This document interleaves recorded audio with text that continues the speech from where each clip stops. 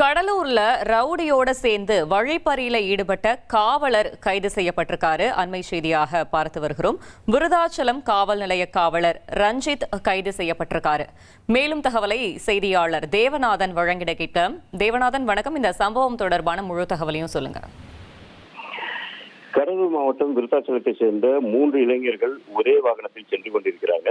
இவங்க விருத்தாச்சலம் பெரியார் நகர் பகுதியில் அவங்க செல்லும் போது அந்த வாகனத்தை வழிமறித்த விருத்தாச்சலம் நகர காவல் நிலைய காவலர் ரஞ்சித் மற்றும் சரித்திர பதிவேடு குற்றவாளியான சுபாஷ் என்பவரும் இணைந்து மது போதையில அந்த இளைஞர்களை மறித்து அவர்கள்ட்ட பணம் கேட்டிருக்காங்க. அவங்க பணம் இல்லை அப்படின்னு சொன்ன உடனே கஞ்சா பயன்படுத்துவதாக குற்றம் சாட்டி உங்களை கைது செய்வோம் அப்படின்னு சொல்லியிருக்கிறாங்க. அதற்கு அந்த இளைஞர்கள் தங்களிடம் ஒன்றும் இல்லை என்று சொல்லி அவங்க புறப்பட முற்பட்ட போது 3 பேரையும் தாக்கி அவர்களது செல்போனை இவங்க பறிச்சிருக்கிறாங்க. இந்த தகவல் போலீசார்ட்ட போது போலீசார் விசாரித்த போது சீருடையில் இல்லாமல் ரஞ்சித் இது போன்ற ஒரு செயலில் ஈடுபட்டது கண்டுபிடிக்கிறாரு. இதனை கேள்விப்பட்ட கடலூர் மாவட்ட காவல் கண்காணிப்பாளர் ஜெயக்குமார் இருவரும் கைது செய்ய உத்தரவிடுறாரு. அதன் அடிப்படையில பார்த்தோம் அப்படின்னா 6 பிரிவுகளின் கீழ் வழக்கு பதிவானது செய்யப்படுது. அதன் அடிப்படையில விருத்தாச்சலம் காவல் நிலைய காவலர் ரஞ்சித் மற்றும் சரித்திர பதிவேடு குற்றவாளியான சுபாஷ் ஆகிய இருவரும் தற்போது கைது செய்யப்பட்டிருக்காங்க.